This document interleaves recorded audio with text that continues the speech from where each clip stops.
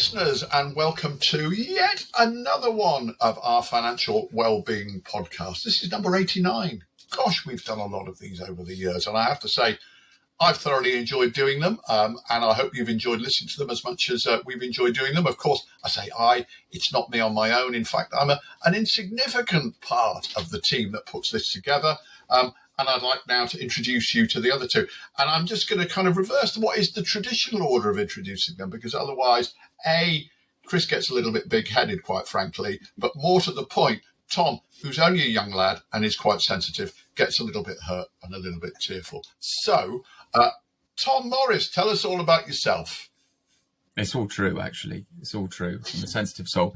Yeah, Tom Morris, a director and chartered financial planner over at Ovation Finance, who kindly support this podcast. And somebody, as listeners will know, that I think the last podcast recording talked about how I had broken 80 playing golf. That's still a thing. That's what I have for life. And it will go on my tombstone. But it's fair to say that I have got nowhere near it since. So you'll be happy to know normal service has resumed. Excellent, well done. Just another bit of sporting news from me, actually. So I've always been a cricketer. Of average ability. I ended up playing for Somerset as a senior, only by virtue of the fact that I was still alive and still playing. But this year, I played a game for our third team about a month ago at the age of 67. That's how old I am now. And it was tough. I bowled, got whacked around by some kid who I would have got out a few years ago. Batted, scored a few runs, dropped just the simplest catch in the world. It went up in the air, it came down. I called for it, and it went straight through my hands and landed on the floor. And therefore, after that, I thought, do you know what? It's a young man's game, or certainly a game for younger men than me. So it's exactly 50 years this year since I played my first game of league cricket. And I decided on that basis, I would have loved to have gone out with a century or 10 wickets.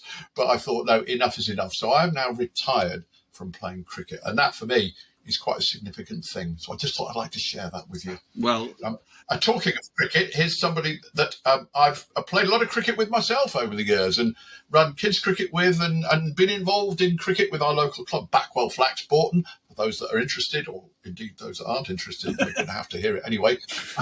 Chris Budd. Hello. So I've got a little bit of interesting news. Well, I think it's fun anyway for the financial advisors, because we get a reasonable amount of financial advisors listening to this podcast.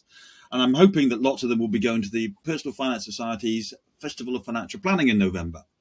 You will know, and listeners will know, that I'm a founder, as is Tommo, of the Initiative for Financial Wellbeing, soon to be called the Institute of Financial Wellbeing. And so I've been asked to talk about financial wellbeing at that conference. So that's going to be great. I hope lots of people will come and see that talk. But there's also a bit of fun, because it's a 2-day conference, and the night between the two, there's a dinner, and they're going to have a band playing at the dinner. And I'm playing guitar in the band. We're putting together an industry band, and a guy called Ian Beeston had called me up and said, how'd you fancy being the guitarist, or one of two guitarists? So, yeah, what fun is that? Fantastic. I was only saying the other day, Chris, to a mutual friend that you used to be big on the music scene around Backwell, but we don't see much of you or your band these days. So I'm glad that you're putting your guitar out again. That's a great sentence. You're big on the music scene in Backwell. It's taken all of my. It's exciting, but it's taken all of my might not to make some David Brent-esque jokes. But I've seen you play the guitar, Chris. You're very good. So good luck to you. He is good indeed. Right, okay, enough about our own personal brilliance at sport and music. Let's move on to today's podcast. But before we do, let's also just remind ourselves that these podcasts are based on and around the Financial Wellbeing book written by Chris, which explores the whole notion of financial wellbeing. It is, yes, I would say this, it's actually a brilliant book. It's really well written. It's really well laid out. And if you've got any questions about money and how you look after money and make yourself feel good in the process, it's a book that is definitely worth reading. You can buy it from all the usual sources, and it's also worth pointing out that all the proceeds from that book, the sales of the proceeds of that book, go to the Penny Brawn Cancer Research Unit here in Bristol. So, having got the plug out of the way, what's on today's podcast, Chris? Thank you for that, David. That's very nice of you. So today we've got an interview with someone who is frankly long overdue for appearing on this podcast, the absolutely brilliant Liz Zeidler of the Centre for Thriving Places. Excellent. Looking forward to this. I know a little bit about her, actually, so I'm really looking forward to your interview and seeing what you can tease out of her. But before we do that, let's go to the first of our regular features, No Shizzle Sherlock, in which we listen to the words of wisdom from a financial or investment guru and wonder whether this is indeed insightful and meaningful advice or whether it is as predictable as an England cricket team's top order collapse. So, Chris, what's today's ambiguous asset advice? Today, David, we're going to look at a quote from a man who has pledged to use his incredible wealth to one of the world's richest people, and he has pledged to use his money to rid the entire planet of disease. Wow. So never mind whether that's possible. Is it even a good idea? You can't get rid of death, for example. Who is this person? Facebook founder Mark Zuckerberg. He gave some advice about investing and indeed about business. And so the quote we're going to ask Tommo to comment on is as follows. The biggest risk is not taking any risk. In a world that is changing really quickly, the only strategy that is guaranteed to fail is not taking risks. Now, on a personal level, I agree with that, and I can certainly see the investment aspect of this, but I could also see how it might apply to every aspect of life. In fact, thinking about it, walking out the front door carries a bit of a risk. So it does rather seem like stating the bleeding obvious. However, talking about stating the obvious, let's turn to the expert for an investment take on this comment. So the all-important question, what does Tommo think? Dun, dun, dun. If you decide to take your advice from a man like Mark Zuckerberg, who let Facebook completely take over our political system, then you're a fool. Thank you very much, Tommo. Trenchant words from you. Absolutely spot on there. Right, thank you. I don't think we can add to that. I think those wise, concise words need to be considered and reflected on. Right. I will say this. If he wants to go and eradicate a lot of diseases, best of luck with him. All power to your elbow. Yeah. Well, the thing that annoys me is that these people like Mark Zuckerberg and Elon Musk, Jeff Bezos, these people with astonishing amounts of money actually could, if they used all of their money, they could eliminate world poverty. They could make sure that every child in the world is well fed and healthy. So my question is, and it's a rhetorical question that probably doesn't need an answer now, is why don't they? On that, let's move on to the other one of our regular features, Tight Ass Tommo. Now, this is where Tom Morris not only gives us his trenchant political views on well-known figures in the world, he also tells us how we can save money by being really, really mean. But before we come to his, I'd like to pick up on a tight-ass Tommo tip and give you an update on it. Now, this was one. I had to look this up, find out when it was, or in fact, I had to ask Tommo when it was. Back in October 2018, so that's about 4 years ago, Tommo mentioned in his tight-ass Tommo tip an app called Moneybox. Now, there are other similar products, I believe, but this is one that he specifically mentioned at the time. And it's basically... Not advice, just an example. I have to state that for my compliance officer. But carry on, David. Thank you very much. So he gave an example of something that you could use. And the best analogy I could use, it's a bit like when you're a bit skint, you go, oh, you have a little look down the back of your sofa, or you have a look if you're a sporty, you have a look in your golf bag or your cricket bag, and you find some loose change, and you go, oh, I didn't know I had that money. Oh, that's good. That's helped me out.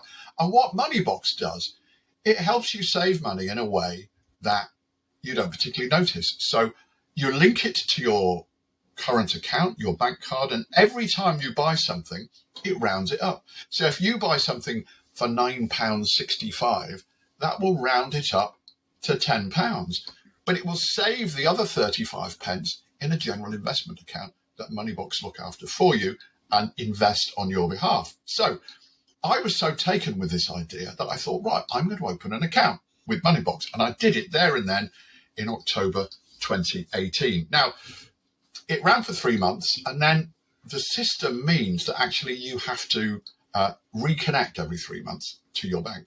I hadn't quite realised that at the time. And so the connection went. And so and then I had all sorts of problems trying to get it reconnected again. There was some blip on the app, and my bank wasn't talking to Moneybox, and Moneybox wasn't talking to my bank. So actually, for a year, it wasn't running at all. So effectively, I've had an account with them for about 3 years. Every month, I stick in a tenner. So that's a regular standing order. And then the rest of it is money that is rounded up, and then it's invested by Moneybox. And as of right now, I'm going to tell you, I've got the app open Can I have a guess, on my David? phone. David, can I have a guess? Go on then. If your tenner a month for 3 years is 360, and rounding up the 2p's and 5p's, I'm going to reckon that's you got 500 quid in there.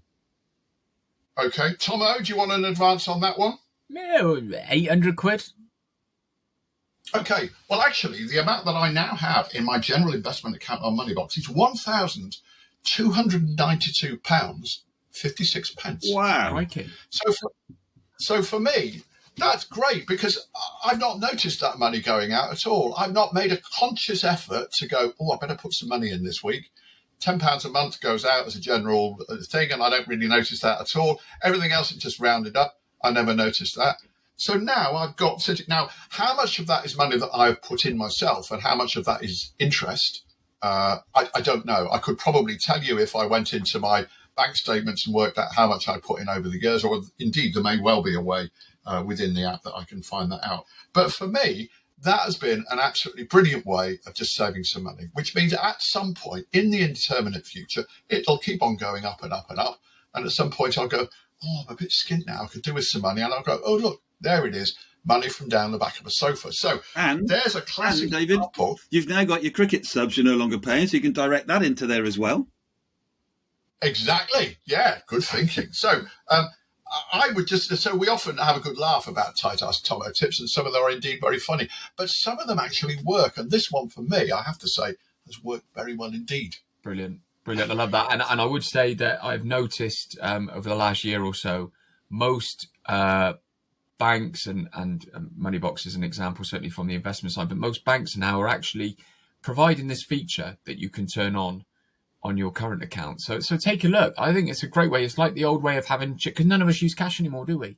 It's the old way of having change in your pocket and sticking it in a change jar that is maybe the holiday fund or nice trip out fund. So I think it's a trick. Yeah, well, that's exactly what I used to do. I used to have a big Tupperware box by my bed, and all my 2p's, 1p's, and then 20p's, and then it was 50p's would go into that pot, and then it would fill up, and then about 6 or 9 months later, I'd take it down the Coinstar at Tesco, get it all sorted out, and there would be £120 in there.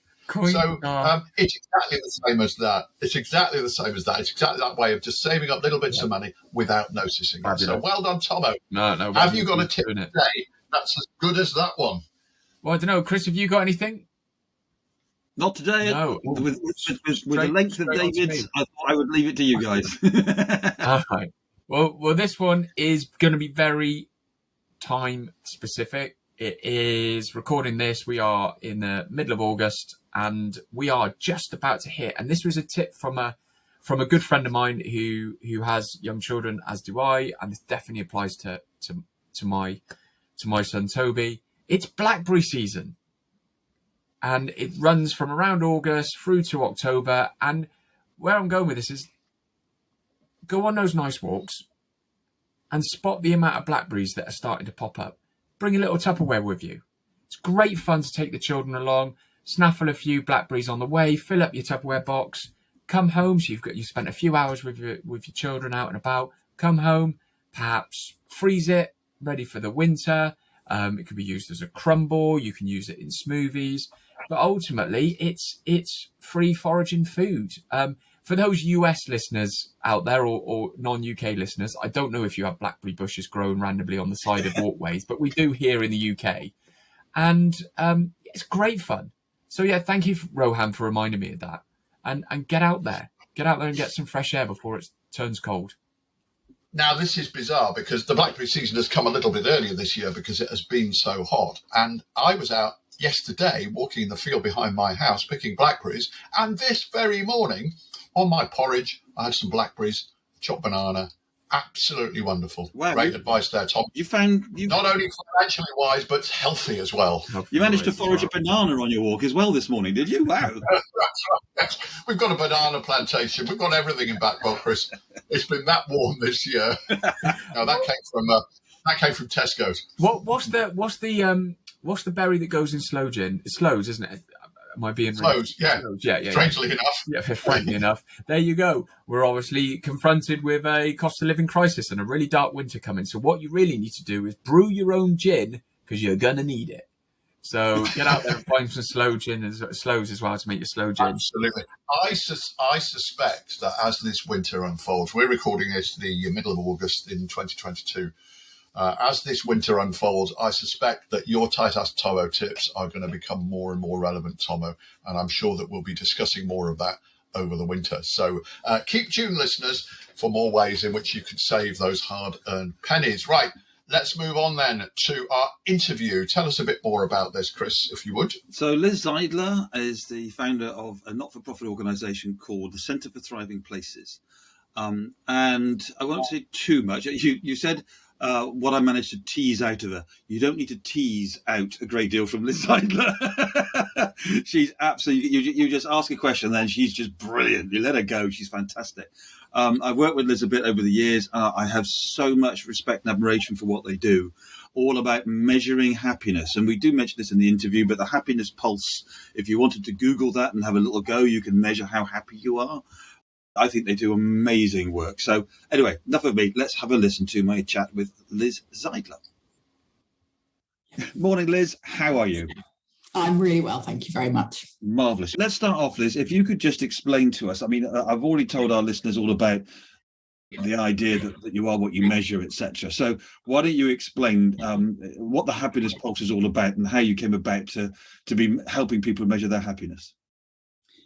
Well, Centre for Thriving Places' aim has always been to try and help push decision-making at all sorts of levels of society towards delivering well-being outcomes. So whether that's the well-being of the whole planet or places or cities or individual well-being, how do we make better choices in our lives that give us more bang for our buck, both financially and emotionally, in terms of well-being?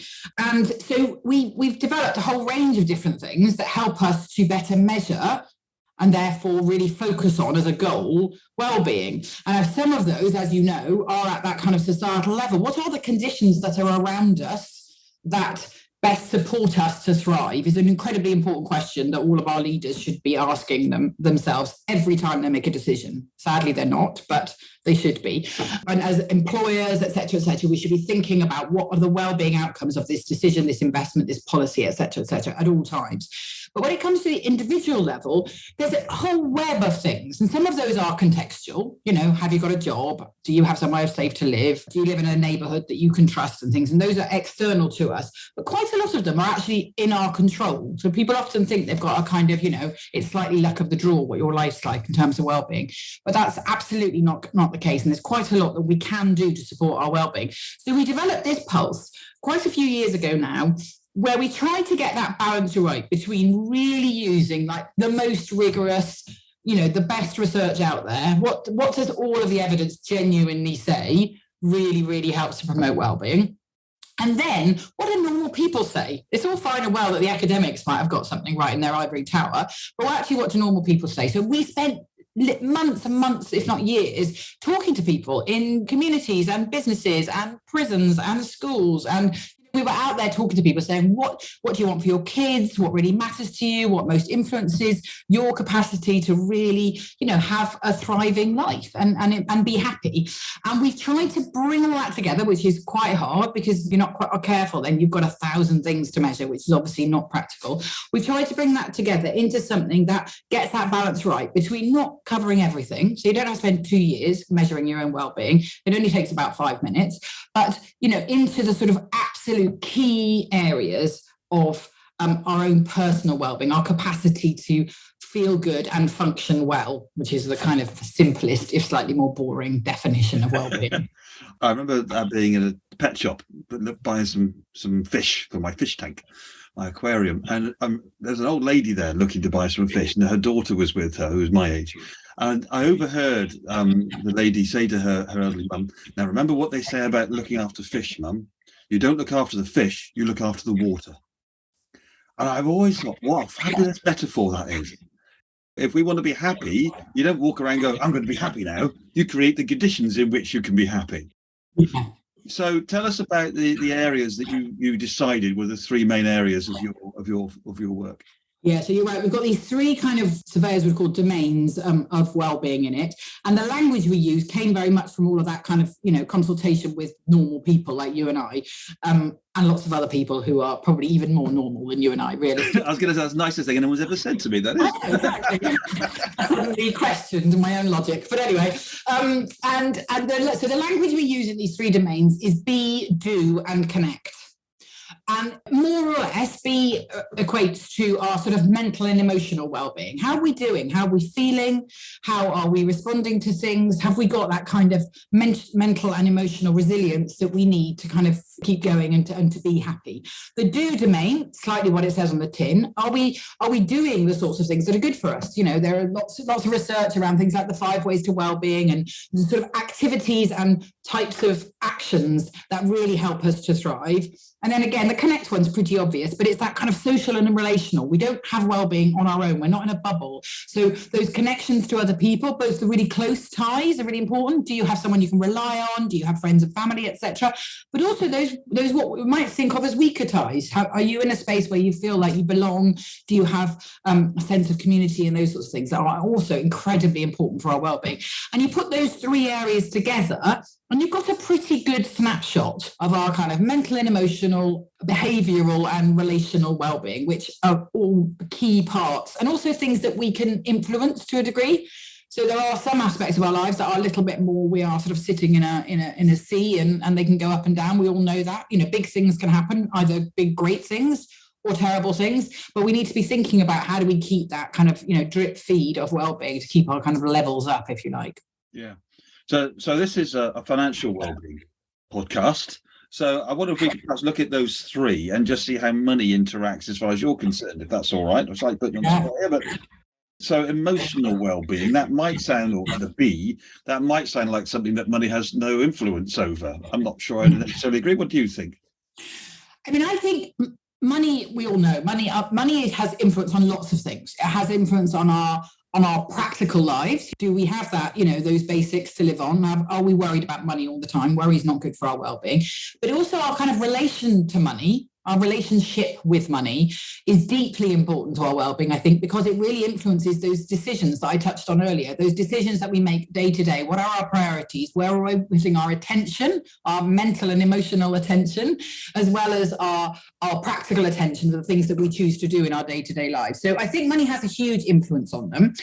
If we look at them individually, I think I just touched on the kind of, are we in a boat of life? I'm going to use that metaphor, if I may. People often think of our happiness and our well-being as slightly at the whim of externality. So part of that is that, am I comfortable, but people often think, I'll be happy when I've won the lottery, I'll be happy when I meet the man of my dreams, I'll be happy when, etc., etc. So there's that sense that we're slightly dependent on big things happening to us, or we're slightly at the whim or fate of terrible things happening to us. Oh, these awful things happen to me and therefore I can't be happy. And actually, of course, those things are really, really relevant. But what I always talk about is this kind of reservoir that we have. We all know how reservoirs work. They don't work for a huge, big waterfall coming into them all day long. What they work with is those drip, drip, drips of rain dropping into them all year round, and they stay topped up.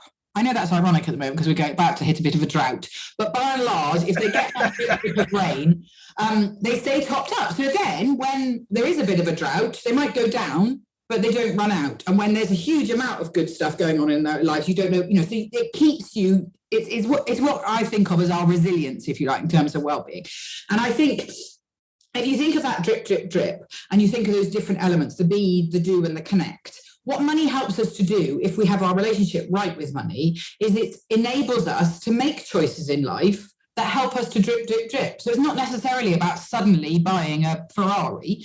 It's about, am I making choices in my day-to-day life that are are towards supporting my relational well-being? Am I investing, if you like, on a day-to-day basis in my relationship with my friends, or in seeing my kids, or being a part of my community? Am I using a bit of my time, for instance, instead of making loads more money, perhaps volunteering in my community? Giving is incredibly good for your well-being, like ridiculously so. So am I doing those things? Am I investing my time, my passions, my skills, my love, my money, my everything else into the things that give me both moments of joy, which is important in life, but also that longer term drip, drip, drip of building up those reservoirs of well-being, so that actually when bad things do happen to us, we can cope, we can bounce back, we can refill that reservoir when it gets a bit low.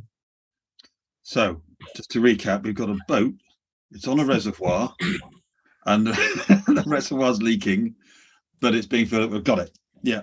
I love a metaphor, Liz. You and I are completely on the same wavelength. We love metaphor. I've also got Reservoir of Wellbeing, which is a fabulous expression. I might even be using that somewhere. And Drips of Joy, which I'm not sure I will be using somewhere, actually. But it is quite an interesting one, that kind of drip, drip, drip, because it makes well-being and happiness feel less distant. Like we all can think of little tiny things we can be doing on a day-to-day basis, whether they're thinking, doing, being, acting, etc., that can just drip a little bit more into that reservoir to keep it topped up. And I think that feels much less intimidating than oh my gosh, I've got to change my job, I've got to buy a new house, I've got, those are huge life goals which may or may not give you a huge rush of happiness temporarily, but actually that drip, drip, drip is much more pertinent, I think, for our long-term happiness. Yeah, I think that's a fantastic bit of advice, actually. I always remember the British cycling team when we won all those, I don't know which Olympic Games it was, but won all those medals, and they talked about the 1%, and they did the little bit here and there, tiny little thing that when they added up actually meant that they won all the gold medals. So it's a similar sort of principle, isn't it? It really is. Little decisions that we're making all the time. So what about the do then? How does money interact with the do? I've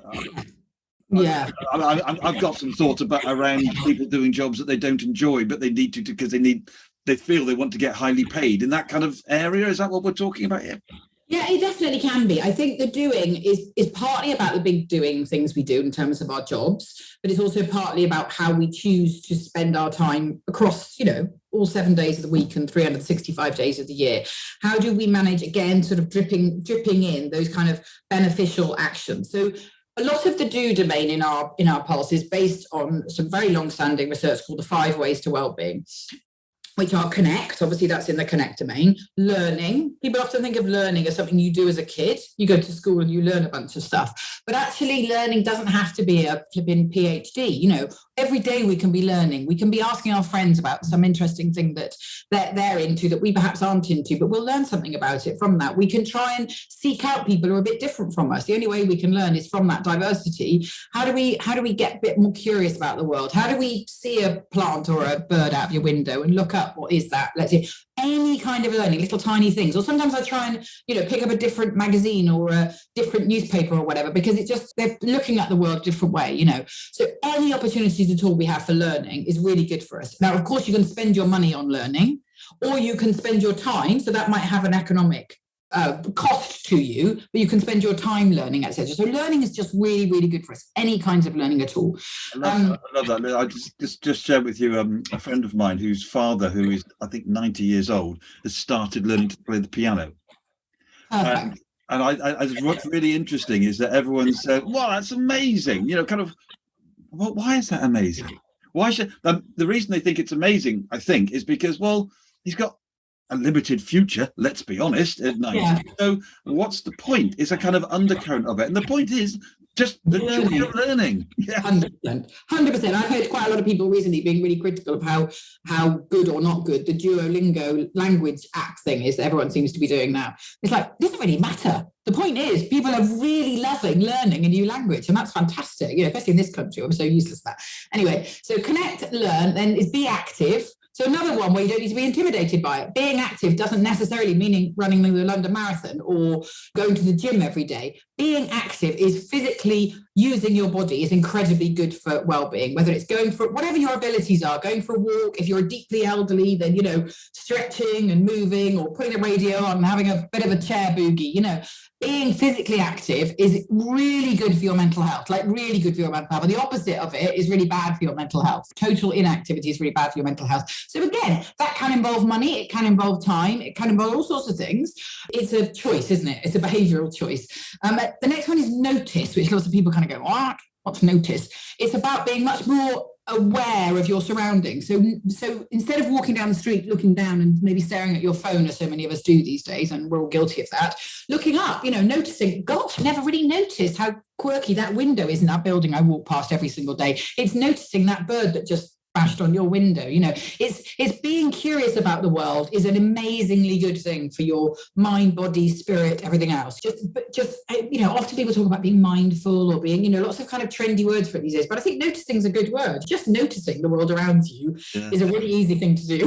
When we go on holiday, we love to go and look at new cities and to wander around new places, as I'm sure most people do. And the golden rule that I've really got into my children is, when you're in a city, always look up. Because you don't tend to notice the tops of buildings, and there's so many interesting things going on up above the eye line. And my other top tip for traveling is get lost. Yes. Like actually getting lost and not going where you're expecting to go, looking at your app and all the rest of it. Just go, wow, look at this back street, or look at this funny market I just found, etc. So yeah, I've got a great tip there, Liz, actually, and I'm going to credit a friend of mine, Adam Owen, marvelous man, Adam Owen, one of the nicest people in the world, and he has the brown sign game. So when he and his wife go out in the car, and they go to a village or a town that they've never been to before, they have to follow the first brown sign that they see, because that will, you know, the brown signs are the place of local interest. Yeah. You know? So they go to the first brown sign they see when they're driving along. Isn't that a great game? Brilliant. I can imagine journeys can get quite long in that family, but I really like the idea of it. Yeah. Okay, so what about let's move on to connect then. So you talked about community. We use 5 parts of well-being from the Gallup book called Wellbeing, where community is one of those. So I absolutely get that. But you also talked about social and relational. Again, one could easily think that this doesn't have much relationship to money. I mean, I think this one almost has the biggest relationship to money, because actually how you spend your money does affect lots of different aspects of your relationships, both those close ties, friends and family ones, or your community. So how, you know, do you choose to spend your money on activities or stuff? One of the things we often do as a family is we don't give any presents necessarily. We give experiences, and often those experiences are shared experiences. Let's go to the theatre together. My children now have these, what they call sibs weekends, you know, siblings, and they don't give each other birthday presents. They all go for pay for, they haven't got loads of money, but they all go away for a weekend together and do some really fun stuff together as 3 siblings. Now, I think it's that, how do you choose to prioritize what you're spending your money on? And also back to the time thing. The final one of those 5 ways to wellbeing is giving. Now, giving, you know, often traditionally we think of giving as giving a present or giving more stuff to people, but actually giving of your time, giving your attention, giving your thoughtfulness. So it might be a present, but actually, how do you spend that extra bit of time really thinking about what would really, really touch somebody? It might not be expensive, but it would really touch them in their heart, etc. And giving is fantastically good for your well-being, and it's a brilliant win-win, because then when you give, you're improving somebody else's well-being, but you're also improving your well-being. And that's where things like volunteering and community activities or collective coming together for, you know, street parties, whatever it is just an unbelievably good investment. And there are quite a lot of activities that are either free or that you spend your money or your time, which is an equivalent of money, I always think, on that hit lots of those boxes. So how do you do things in ways that help you to connect at the same time that you're learning something, and perhaps you're being active and you're able to notice while you're being active? You know, there are ways to just, you know, to back to our reservoir, to get an awful lot of stuff going into that reservoir through quite small choices in your life. And I think all of these things come down to choices, and money comes down to choices, doesn't it? If you've got some money, then you have to make choices. Obviously, the more money you have, the more choices are available to you. But a lot of the things about well-being don't cost very much. They don't have to cost very much. So you can really get a lot of benefits without necessarily flashing an awful lot of cash. Absolutely brilliant. I'm going to do 2 things now. as a result of this conversation. Number one, I'm going to think of a friend. I'm going to go through my contacts. And I'm going to send them a text and just say, thinking of you. Because I remember I texted my wife something, and I saw something in a shop, thought she might like. I texted her, and she replied, "Oh, that's lovely. That really cheered me up because it means you're thinking of me." Exactly. I never thought of it that way, but that's just exactly what you little. So that's one thing. And the second thing I'm going to do is I'm going to go and take the happiness pulse and see how happy I am. The funny thing about it is that even the process of answering those questions for yourself, as well as getting the results back, but the process reminds you what are the kind of things you kind of, I'd forgotten that actually is pretty good for my well-being. I need to do a bit more of that. So it's, in the same way that we do look after our health and we think about our own, physical health, we don't very often take the time to go, actually, am I doing the things in my life day to day? And it's my job and I still don't always do it. You forget that you've got to think about really, really supporting that kind of drip feed of well-being on a day-to-day basis. So it's quite a good way. Taking your pulse is quite a good way on a personal level. And obviously, organisationally, understanding the well-being of your teams, your clients, your etc. is a fantastically important way to improve their well-being, which in the long run will improve the well-being of the organisation and the community they're in. Yeah, and therefore make the world a happier place, which at the end of the day is what we want, isn't it? Liz, thanks so much. Yeah, this was absolutely brilliant. Really appreciate it. No problem at all. Lovely to see you. Take care. Absolutely fascinating. Now, Chris, I have to say, I think you're a very good interviewer. You're always ask the right questions. I think you coax good stuff out of people. Sometimes you don't always get what you've put in back from your interviewee. Today, I think that was a classic example of two people working really, really well together. I was really taken with Liz. I just loved what she had to say. It chimes in absolutely, doesn't it, with a lot of the things that we've been talking about on the podcast over the years. The whole notion of be, do, and connect, and how she relates that to money and how we can use money to help us inform the well-being decisions which we make. I really like the whole notion of drip, drip, drip, drip, drip in order to create a reservoir of love and not necessarily throwing everything at it at the same time. And the thing that I really took away from that, because again, it chimes in with something that's very much part of my philosophy on life, is to be more curious about the world. And that learning is important. And the more we put ourselves out to new ideas and new concepts, your 90-year-old friend learning to play the piano inspires me because I keep talking about it, but haven't actually done anything about it. And so the more that we can open ourselves up to new ideas and finding out new things, the more we can increase our well-being. So, yeah, really interesting interview. Yeah, what was quite pleasing to hear that interview was the Centre for Thriving Places. They steep themselves in academic research, and a lot of what she was saying is what we talked about in this podcast. So be rest assured that what we are discussing and the points that we're discussing is valid research that's out there. And it was just lovely to hear somebody with such a breadth of knowledge on the topic of well-being, backing that up. So if you want to keep learning and be curious, keep listening to this podcast. It was nice validation for me, actually. I also love her turn of phrase. I was just reflecting on my notes, and you could make a great song out of what she said. You might call the song Reservoir of Wellbeing. You've got great phrases like drips of joy, chair boogie. There's a lyric in there somewhere. I know there is. I think write that song, Chris, I think, and then perform it with your band at the Institute of Wellbeing conference. I think that's what you need to do. And actually, just to pick up something Tommo just said, I think, do you know what? It is validation of the work that we've been doing over the years on this podcast. It's a real validation of the book, the idea of the book that you had to write, Chris. And I think you were surfing the crest of a very early wave when you came up with the idea for that book. I think other people were talking about well-being, but it was a fairly new thing. I think you helped to crystallize it in that book. We've expanded on it, and it's really lovely to hear somebody like Liz, who really, really knows her stuff, as Tommo says, sort of validating and adding support to the work that we're already doing. And I hope that our listeners agree, our regular listeners to this podcast, that we've managed to do 80 odd of these now, and yet we're still finding new things, new instructions, new ways of looking at the world, and also, like today, a way of just validating and backing up what we've been banging on about for 5 or 6 years now. Yeah. And look, the Centre for Thriving Places are doing some wonderful things and doing wonderful things with governments as well. And I think they're really making a difference so that we can start to look at the world and what does success look like for a society. It's not just all about what our GDP looks like. And I think they're doing some wonderful stuff. So please go check them out. And especially that happiness index. They're doing some really important work in just helping us be a happier society, which can only be a good thing. Brilliant. So lots of food for thought there. I hope you've enjoyed today. I've really enjoyed it, as I always do, actually. But some I just kind of enjoy a little bit more. And this has been really good. So great to chat with you guys, as ever. I hope you've enjoyed listening to it. And I hope that you will join us the next time for another one of our financial wellbeing podcasts.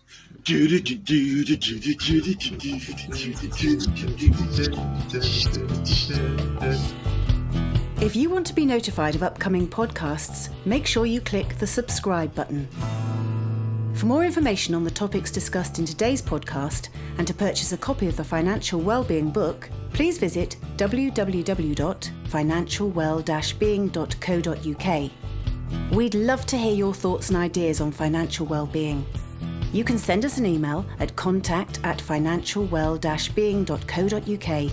You can follow us on Twitter @FinWellbeing.